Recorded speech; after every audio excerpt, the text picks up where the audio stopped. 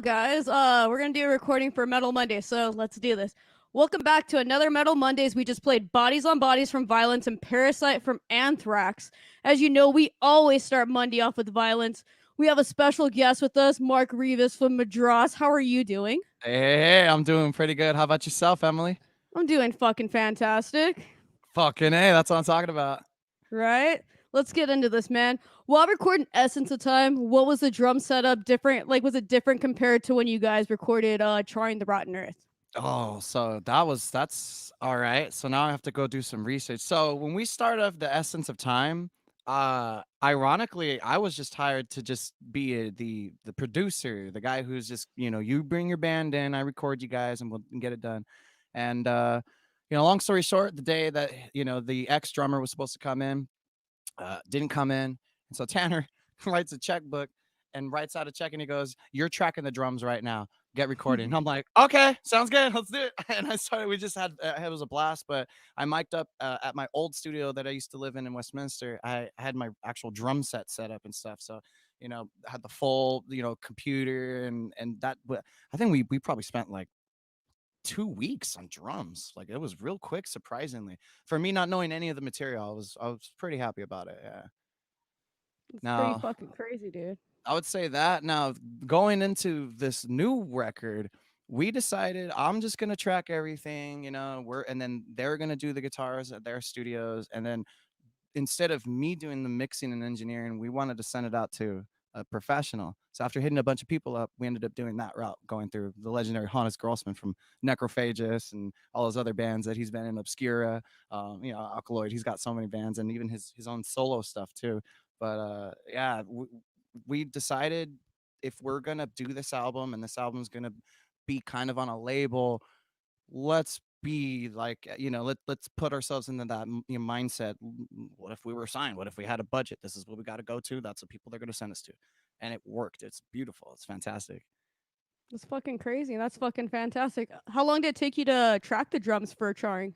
For charring, well, it took me over 7 months because I was going through some crap, depression, alcoholism, and just roommate situations, and it's just drama that you try to keep it away and escape by doing music, but sometimes stuff happens, and but eventually it all got tracked, and so once I finally finished tracking, it was really fantastic, but it was a little tough because a lot of my drummers actually passed away, uh, last year. Sean Reinert from Death, Neil Hmm. Peart from Rush, and so many musicians. Eddie Van Halen passed away, so it was just from a musical standpoint for me because those are a lot of influences growing up. It just kind of like it got to me, and so that was like me kind of figuring out I need to not drink anymore. I need to do more music. And so Tanner kind of coming to the house and kicking my ass in gear and fuck that, you can do this. We're gonna do this. And then now this album comes out and it's like the most successful thing we've ever done, and I'm very proud of that. Yeah, I uh, definitely feel you, dude. The Neil Peart one really hurt me too, so oh I feel yeah, you. absolutely. But so what was your creative process? I guess well, it's a little different now since you were hired on to do Essence compared to like recording charring. Hmm. So the with what was really cool about Essence is that Nick Wilson, what we call him Big Cat, he's always known as Big Cat in our scene. And so Big Cat and Tam, uh they had all of these riffs, and I already heard the original riffs, and they programmed some drums with like tune track and stuff, and I got a good idea about it. But what was really neat about this new process is that they gave me basically like drumless tracks. Whereas the first with Essence, I already had a foundation to kind of go, with and go, okay, well, this is kind of what they want. So that's what we're going to do. This one, it was okay. We did a fuck ton of double bass. Obviously we wanted to show people, hey, this is the new guy and we want to go faster, and we're really going to go faster compared to the last two records. And we're going to just, we went from, honestly, in our eyes, we went from doing amateurish, type writing and recording and all that to we wanted to push that bar. If we're going to do this, we want to do it right. And I'm kind of a perfectionist, and it kind of helps that Tanner is too. Mhm. So, when he's picky and I'm really picky, and you put two picky people together, it's just like the saying, you want something done right, you do it yourself. And that's what we did. And so, but with charring, I was able to basically, they gave me the keys to Lamborghini and they're like, here, you drive it. we're gonna show you how to drive the car. Here's the car, and you drive it though. And I'm like, all right, cool. So it allowed me to have a more musical the process. And what did I do on the last album that I haven't done yet, and so more groove. And when Sean actually passed away, Sean Renner from Death, he Mhm. uh, one of my favorite songs that I loved hearing as a kid was "Flattening of Emotions." When that comes in and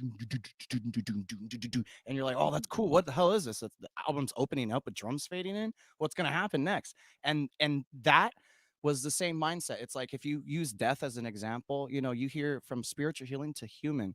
That is a big jump in writing, performance, like everything, because it's basically a new band. So that's what was really cool about this. And we finally have, this is the first time in Madrost history where it's the same drummer, the same, guitarists and bassists. It's the same four guys. And we're already going to, I might be talking a little early about it, but we're working on a fifth album already. And that's impressive. Most bands nowadays, they're signed to labels, they do one album and it takes them, 3-4 years, Mhm. It's so we're trying to push it more. I definitely think this is my favorite Madras lineup. You guys are solid. You guys are on it. You guys actually complement each other compared to the earlier records. I'm not saying anything bad. They're fucking fantastic, of course, but Hell I yeah. feel Yeah. this is the solid lineup. This is the moving pictures of Madras. Oh my God, I love that you said that. That's my favorite. I mean, whose album is that not favorite if they love Rush? Well, it's not So my hell favorite, yeah, but I feel like that's where they were solid. That's where Rush became Rush. That was exactly. their sound, you know? Yeah, but and that's a really good way to put that. I never even thought about it that way. That's totally true because you hear Rush in the first scene, Tom Sawyer, and now it's like Madras trying the ride on Earth. Like, okay, cool, nice. I blame Neil Peart for that little Yeah. thing because if you watch Beyond the Lighted Stage, he's like, "Well, we became Rush when we did moving pictures," you know? Yep. And he's right. I mean, he is right if you think of it that way, because their whole career literally just and it Oh blew yeah, up dude. Oh yeah. immensely. That's the life goal. That's life goals right there. Yeah, dude. With this record for like a Madras record, there's no skipping. I could listen to the whole record in 30 minutes and no skips. Perfect. Yeah, that's the goal. That's the goal. Try to keep the Always. listener interested and don't make it too long, because nowadays everyone's attention spans are like super done.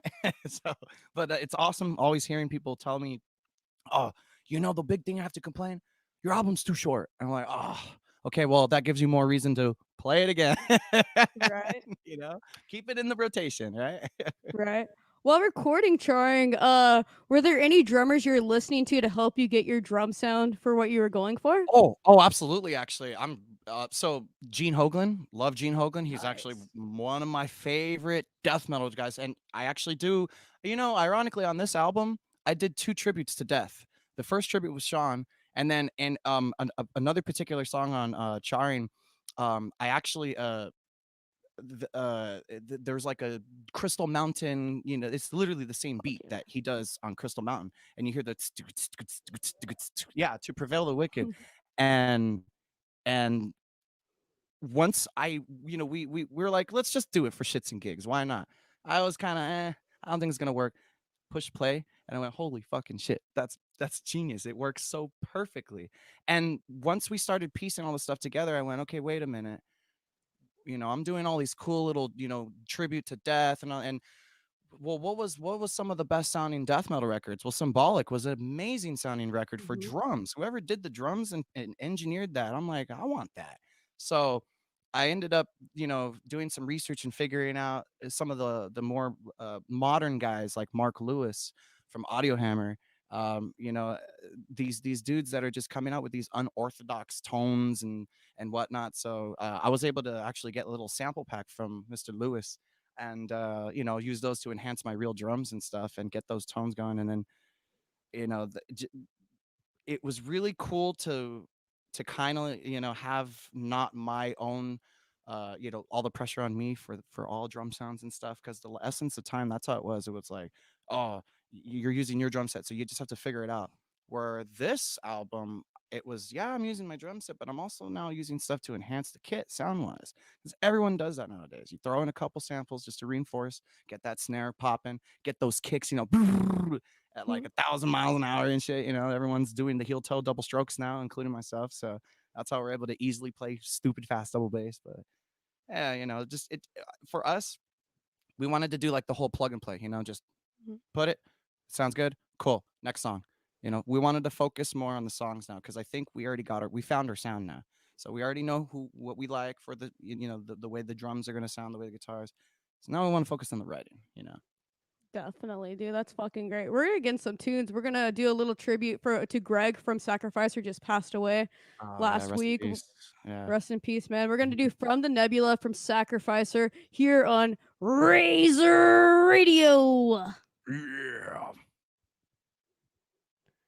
All right, we're coming back from Activate from Vector. That's their new song. That's pretty fucking sick. I'm pretty excited to see what they're gonna do with the new record they're gonna come out with.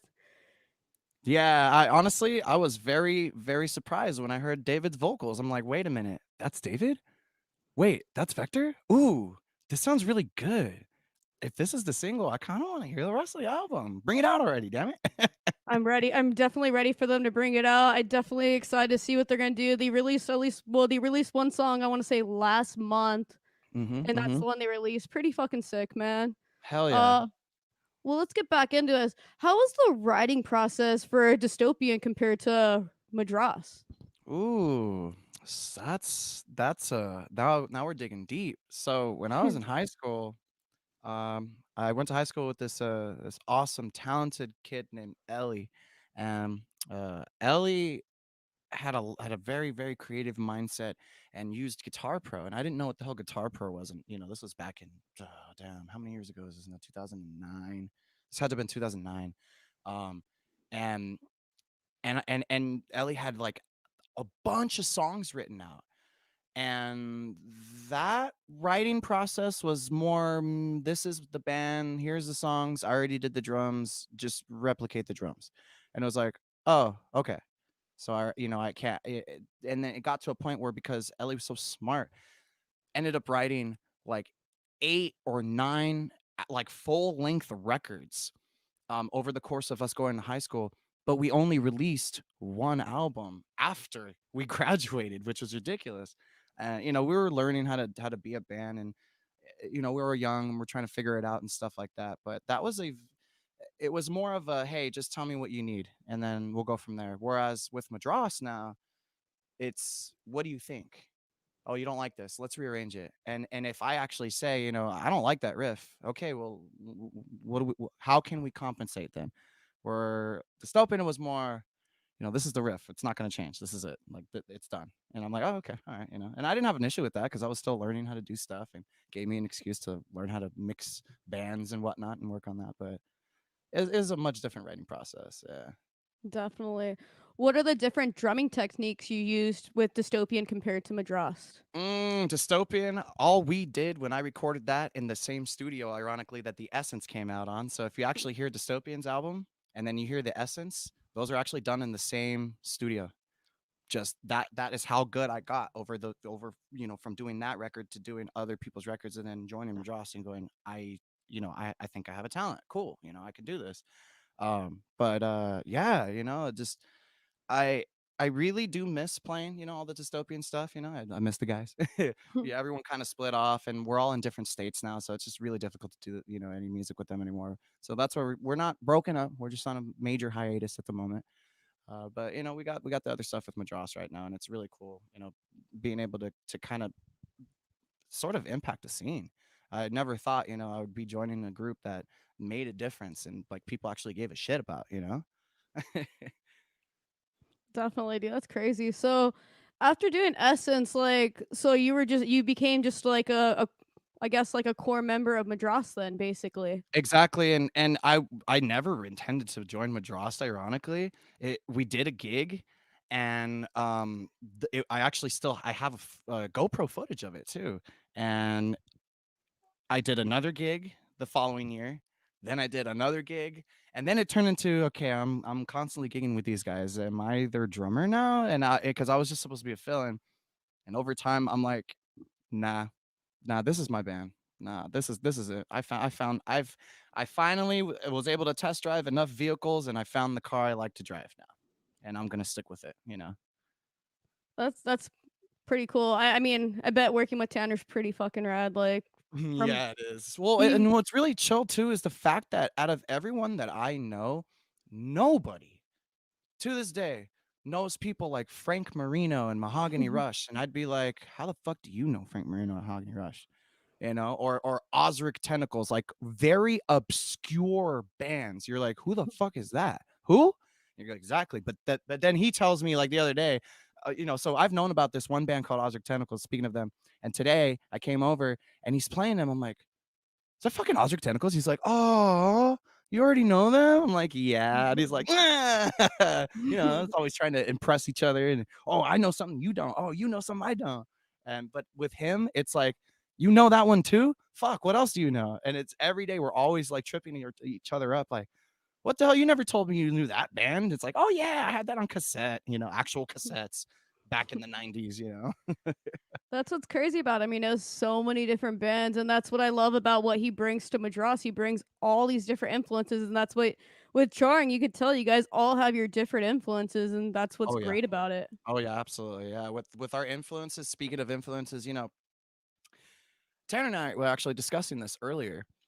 What we notice is when the Big Cat, Big Cat I don't know what goes on in his brain, but he's a genius at this music and his guitar playing. I don't know how he comes up with melodies and whatnot.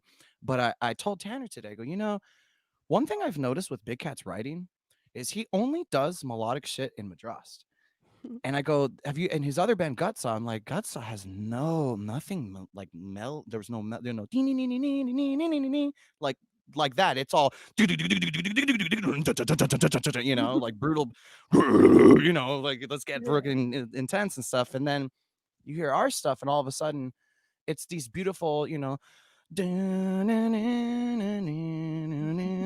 you're like, whoa, where the hell did that come from? I thought you don't like 80s music. What happened? I think Tanner brings it out of him because I know you guys use keyboards in the new record, and Tanner's like, "Well, Yeah, yeah, I was yeah. kind of going for like a jump feel," and I'm like, because as you know, Tanner loves Van Halen. Oh, he's the biggest Van Halen fan. I'm telling you, he loves and you know what though? Him and I will always have that little disagreement with Van Halen where he loves the Hagar era and I'm all about the David Lee Roth era. But I I get love both eras. But everyone has the one side or the other side of Van Halen. I get torn between. So like when I start drinking, I'm like David Lee Roth, somebody get me a doctor, somebody get me a Hell shot. yeah. And Mm-hmm. then like as I get farther drunk, I'm like Black and Blue and like Right Now, and I'm like, Absolutely. And but that's what's amazing about the Hagar Van Halen days is that it's like honestly, it's like AC/DC. You got the Bon Scott AC/DC Mhm. and the Brian Johnson AC/DC. They're both kick ass, but there's going to be the fans that prefer the particular era versus another group of fans that they're going to prefer the other one, or just like Iron Maiden. There's always those hardcore. Oh no, Paul Di'Anno, it's got to be him all day. But of course, most of us are like, fuck that, Bruce Dickinson, man, he's the Yeah, come best. on, dude. Those It's high fucking notes, those ah, come on. yeah. Dude, I agree, man. I mean, Hmm. shit. Like for me, like Brian Johnson when I'm drinking, like, dude, come on, have a drink on me. He's not even asking, he's telling you. Yeah. It's great, I love it. So as a drummer, like what are your influences? Well, as I was saying before, my number one, even growing up, is always going to be Neil Peart. Rush is to this day. I mean, I have so many bootlegs. I mean, I remember barely discovering. I probably shouldn't be saying this, but torrenting music, and I found a lot of these blog sites though that had like soundboard bootlegs of Rush, and I was impressed. Like, damn, man, hearing every single concert. Neil sounds the same every night. Like Mhm. the performance, the energy, even when he does his drum solos every night, it was like, hey, you can tell that he had a structure in his head, but he still improvised within the structure every now and then. Maybe did an extra snare roll here, and then the night before it was a tom roll instead, but it was the same structure. And hearing that, I'm like, awesomeness. And then getting into heavy music again, I loved Gene Hoglan 'Cause I'm like, man, this guy is freaking. I remember being a little kid, and I don't know if you remember, but do you remember the Ultimate Revenge Combat Records back in the day? They had two cassette tapes. It was Volume One and Volume Two. Volume One had Exodus and Venom and Slayer, like when Slayer barely came out with their very first release, and the EP, and and that was cool. But Combat Records had a second volume of the Ultimate Revenge, and Gene Hoglan was playing in, of course, Dark Angel. And when I saw that, I mean, I'm a little baby, and my dad, he had a 40 in his hand, he had me in his lap, and we're watching the music, and I'm just like mesmerized. Yeah, I just finished watching Forbidden, just blow my mind away when you barely came out with what is it, uh, Forbidden Evil, the first one. And do you know a band called Faith or Fear? Sounds familiar. Yeah, so they had one album. These were all combat label bands. Bands that were either on Relativity or Combat, because those were all those it was a conglomerate of the two, because they were all, affiliated with each other. But when I saw Gene Hoglan, you know, I'm a little kid. I see this big, giant, tall dude with these huge ass glasses, sunglasses. I'm like, how the fuck can you see? And he's just sitting there, just and he doesn't. All he's doing is just hitting the double bass in the beginning of the whole set, and the guitars are feedbacking. I'm like, that is fucking badass. What is this shit? Who is this guy? How is he able to play that fucking fast? Wait a minute, he's playing open-handed. What is this? I don't understand this. And it's like, why did most guys across around? Why is he open? And then it just from there it blew up, and growing up as a kid, getting a box of cassette tapes at 4 years old and having your dad say, figure it out. I'm like, what is all this music? It is like, play all the time. I mean, I had stuff from Golden Earring to, there's a band, one of my favorite underrated thrash bands, Forced Entry. Fantastic. They know there's a song that is actually played on Razor Radio called We're Dicks, I believe. Yeah, yeah. And the I'm totally sidetracking, but going back to influences stuff, I listening to all these cassette tapes, and being able to go from classic rock to just brutal death metal, like even Behemoth and black metal. It kind of opened me up, when I first heard Possessed. I was kind of like, okay, so that's some pretty fucking heavy shit. I think I'll put that cassette tape away for next time. Oh, let's try this cassette tape. What is this? And I'm like, oh, this is cool. This is Melody, oh, Rush. Oh, cool, and then when I started getting into more thrash, that's when it was like, oh, okay, Slayer, Toxic. Oh, who's the? Oh, okay, yeah, all these other bands, nice, and just blowing my mind at a young age, and it just kind of sucked because when you go to school at that, during the early 2000s, and you're in elementary and everyone's listening to hip hop and rap, and you're the only kid who knows nothing but brutal metal. I was just kind of like, yeah, I listen to Eminem. you know? So You're that's how probably the all the only one with no influences. bleach tops and like Nope, the big nothing. old. Yeah, I was the one who I was always known for having my dad pick me up because he was be blasting his metal. He'd be blasting any kind of music, and I'd be sitting down and I go, oh, I hear music. Yep, my ride's here. All right, guys, I gotta go. See you. All right, we're gonna get in some more tunes. We're gonna go back a little bit from. We're gonna go to Essence. We're gonna play Abstractions from Oh, Madrost here on Razor Radio. yeah. All right, we're coming back from a violent into life, which is an underrated song off of the new Madrost record. Oh yeah. I as I learned from Tanner, that one doesn't get played that much, which it's a fucking fantastic song, dude. I don't know why it doesn't get I played that keep much. telling him he needs to play it more, but he's just like, and I'm like, no, don't give me that. Play more. Well, it probably doesn't help that I always play the Serpent's Quest on Metal Mondays. Oh, that's a fantastic song. Let me tell you, I still don't get sick of. To this day, I've not gotten sick of it yet. He doesn't like that song that much. For you, like with the new record, do you have a favorite song on the record? Uh so it's the title track. It's the title track for. I'm gonna go back to my influences. From what we were talking about prior. When I listened to that song, and I heard Sam from Xanthroid, put the orchestral piece in the middle. The first thing that went through my mind was, and this happened on a couple of other songs too that featured, the very orchestral like violins and the stuff that you normally would find in like symphonic black metal. So I love Dimmu Borgir. My favorite black metal drummer is Nick Barker, who played on Puritanical Misanthropic Euphoria. I think is fuck. That's a tongue twister. I think that's the name of that album. But that was my first time listening to a black metal album. I was in third grade, by the way. And yeah, and again, I'm in elementary school listening to black metal already, really, and nobody else is gonna hear this heavy shit. And I knew bands like Naglfar too. I loved Naglfar, Old Man's Child. I'm like, these are bands, and people are like, who the fuck is that? Who? Like, no, like, no, no Drake, no, no, no, no, no, I don't know. Sorry, I'm a weirdo. But Nick Barker, when hearing those Dimmu Borgir albums with the symphonic and like the crazy riffing, the drumming parts that I loved in the musicality that he applied to those songs, when I heard the Madrost tunes with the same, elements, I was like, wait a minute, no way. Don't tell me I can do this right now. And I tried some stuff and I went, holy fucking shit. That is what I'm fucking talking about. I need to do more of this. We need more orchestras, So it was great from there. Yeah. So that's another influence on the record. So Neil Peart, Gene Hoglan, Sean Reiner, and Nick Barker. So gotta, progressive rock, death metal with a little bit of jazz finesse, and straight up black metal. gotta So love the there you go. atomic clock, right? Atomic Clock, he's the man. Gene the Right. Machine. So, do you feel your drumming has grown since Essence of Time compared to trying the Rotten Earth? Yeah, it pushed me to not play fast. it, again, the essence was like, hey, just go for it. Go balls out. Show people what you can do. Because that it's kind of like when you first get into a relationship with somebody, you want to impress them. The first impression is the best impression. So it's like, all right, this is my first time being in the group. I'm not gonna fail. I don't want to fail. That's not an option. I need to just do it and do it right.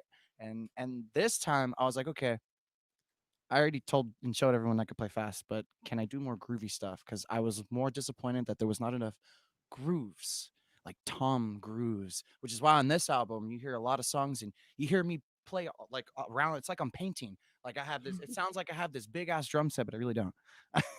you know. In the studio, what are you using as a drum set? Like, what's your gear? Well, I'm endorsed by SJC Custom Drums. They're actually out from Massachusetts, Boston, Massachusetts, and the drum set I'm using is made of agathis wood, and it has like a nice cherry veneer. So that's what I used on the album. And then for the snare drum, I had to own one. Every drummer's dream is to own a bell brass snare drum. It's the heaviest fucker you can ever buy for a drum set, and that thing costs more than my drum set. So I'm like, okay, it's like the cost of a used car. Like Jesus Christ, who's gonna spend $2,000 on a fucking one drum, and then the rest of your drum set is like a grand? If that tells you something. So I'm like, no, fuck that. I want top of the line equipment. Most of the cymbals that I use is mostly Sabian. I'm not endorsed or particular with any company, but I just happen to use a lot of Sabian cymbals, and I have a lot of prototype stuff from them too. And then drum heads, just typical Remo drum heads. Your controlled sound, little black dot heads from the 70s, because I was listening to a lot of old, music and really digging the dry, doom, doom, doom. And then, Fuck yeah. just a regular coated snare, miking up the cymbals as usual, and everything was super, super sweet. Since again, I've been playing drums well over 10 years professionally now. And eventually it's kind of like restringing your guitar. You can do it in like 10 minutes, versus if you Pretty first do it, much. you're like, fuck, this is going to take 2 hours. I could agree with that because I'm a bass player. Mhm. For the first Oh, yeah. time, you're like, it takes you like an hour, and now I'm like, oh, I could do this in 6 minutes. Easy. You're like, oh, we're going on stage at how many minutes? I got this. Give me 1 second. Boom, done. yeah.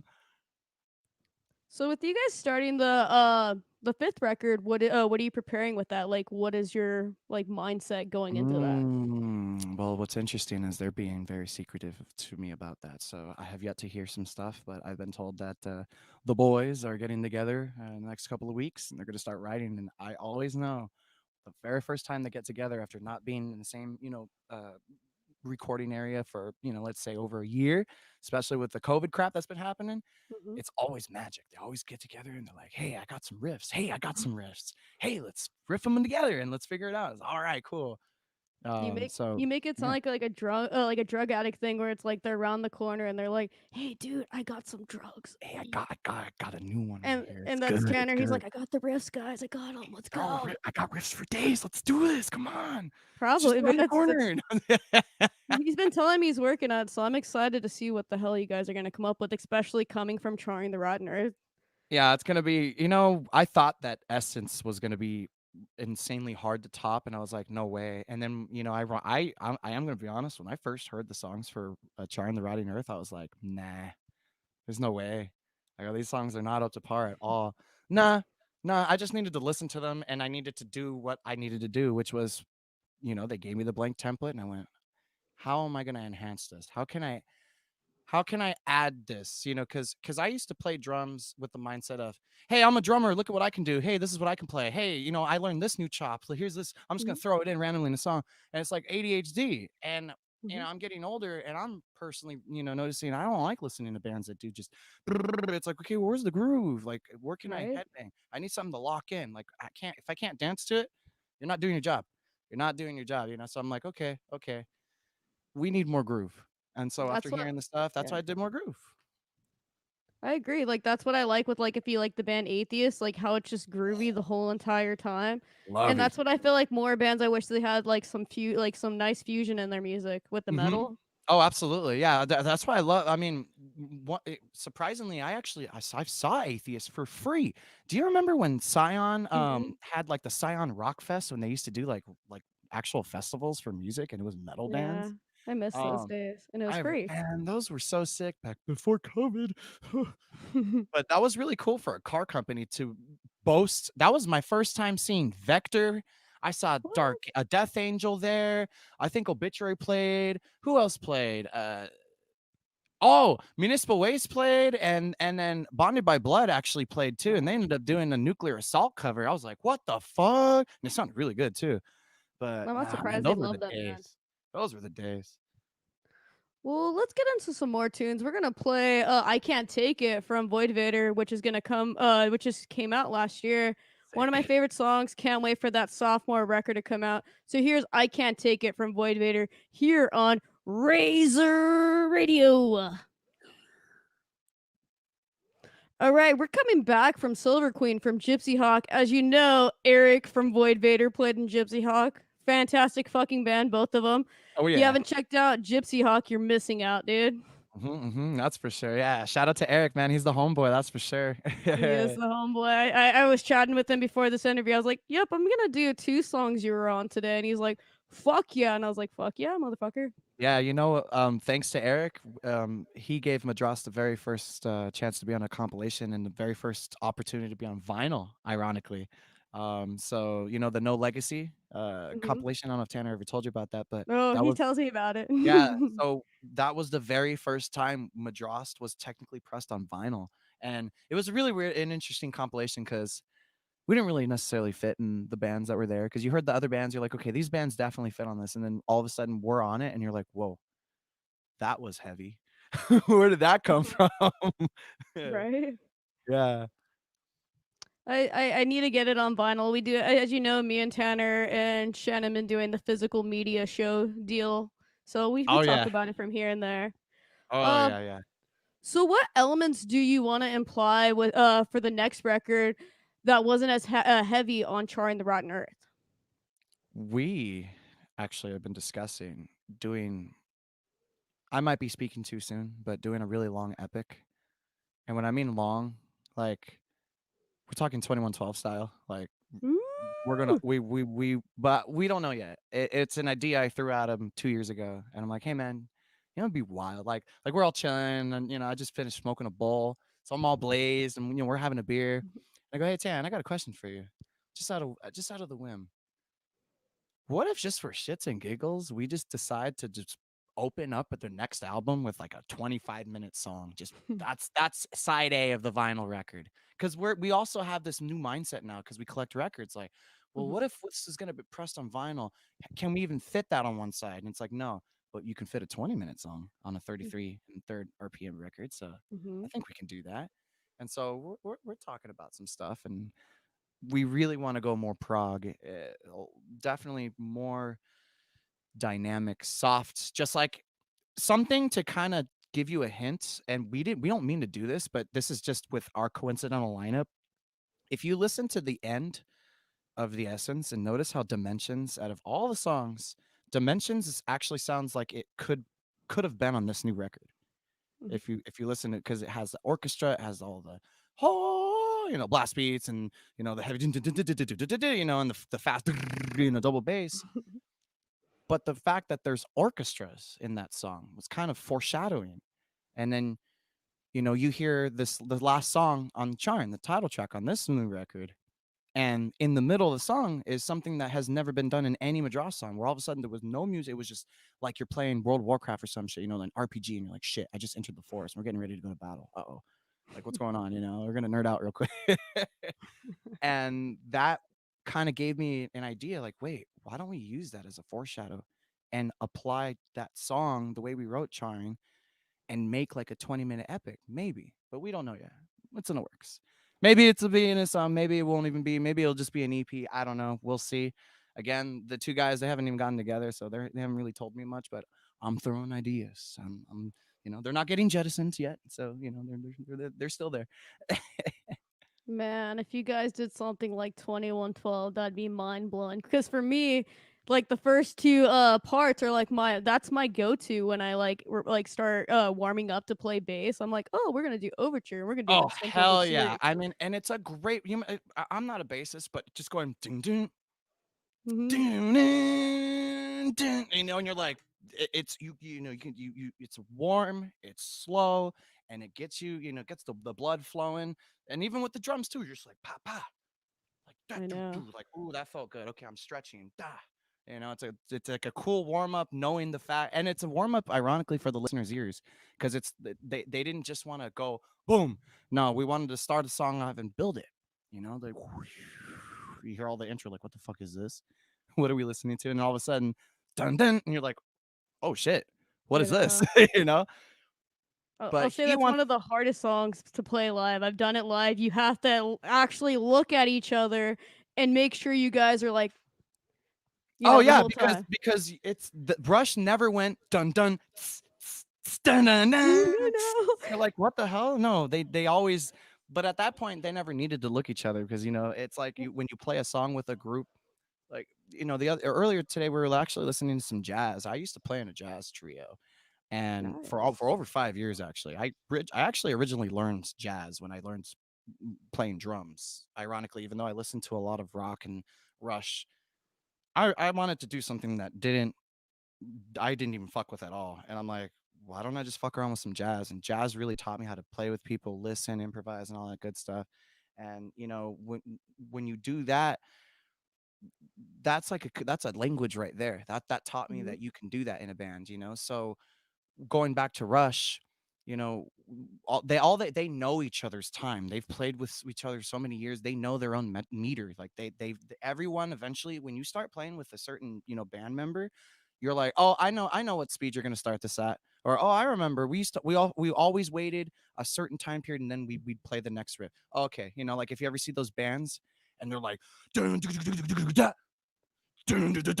you're like, holy shit, they didn't even count that in. That was solid. And well, yeah, because they've been doing it for who knows how many years. Right? I mean, Yeah. and Rush did it for 40 fucking years, dude. Exactly. Bands don't even barely do it for 25, I know, dude. They're just let alone fucking with the crazy. same lineup. That's for sure. So, is there anything cool coming up for like Madras? I know you guys already said you're gonna start working on the fifth record, but you guys gonna do any live Mm. streams or anything? Well, we were supposed to do a live stream last year, and COVID crap put a delay on that. And that was supposed to get pushed to this year, and we were supposed to do that probably in the next couple weeks. But again, COVID crap happened, and now that's getting pushed back. And now I don't know when that's going to happen, but I'm pretty positive a live stream is going to happen. I just don't know how long it's going to be delayed because of the situation and what's going on with the world. Sucks. But Yeah. be safe, people. I really want you guys to do a broadcast because not broadcast, live stream because of the fact that like I've been dying to see this record like done like at least like 5 or 6 songs or so like live, which hasn't happened yet, and I'm like hmm dying because there's no shows. This quarantine's killing me, man. It's killing everyone. I mean, with the whole thing right now and my moving situation where I'm at, I'm barely rebuilding a new studio. Like I'm literally there was a back room in the house, so I have to we gotta lay out the concrete and I because I used to have an old studio when we did Essence. So now once I get the studio built, we're gonna practice more, we're gonna play more, we're gonna figure stuff out, and hell, maybe we can do our own personal live streams from the studio and Yeah. just go from there. Yeah, that'd be fucking cool. Yeah. So, what are the links for like where they could find your music or anything else you guys have putting out? Oh, well, we're on everything. I mean, it's Madrost official, but I mean, we have Instagram. You can find us on Facebook. Hell, we have YouTube. You can also find us on our record label. And the main label is Rocks Records, but Mhm. if you want to go to rocksrecords.com, you'll be able to see the Madrost and all that stuff right there. No Life Till Metal Records is our sub label that we're actually a part of. So, but it's a part of Rocks, and just we'll see. We'll see what's going. We're going to see what's going to happen in the future because I have really, really, really high hopes that even though last year was really shit for everyone in music, I feel like something might let up.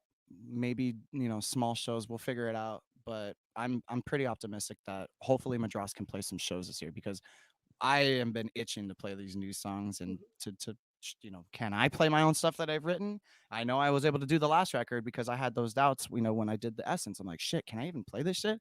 I was hired to just do the record, not thinking I would be playing this live. And, but I know I'll be able to do it. If there's a will, there's a way. Definitely. Yeah. I'm excited to see what you guys are gonna do. And I'd like to thank you for coming on the show and like telling us some cool shit about the new Madras record. Hell yeah. Thanks for having me. I really appreciate it. Yeah. And this was just like a random whim. I'm like, hey, and yeah, I Right, can do right. this. Let's go. Let's do it. I'm free. Why not? Fuck Definitely. it. Well, like I said, I'd like to thank you. You guys are always invited on Metal Mondays, as you know. We're gonna end the show with "Children of the Sea" from Black Sabbath. Hopefully, you like Awesome. some Dio. We'll see you guys next Monday here on Razor Radio. Radio.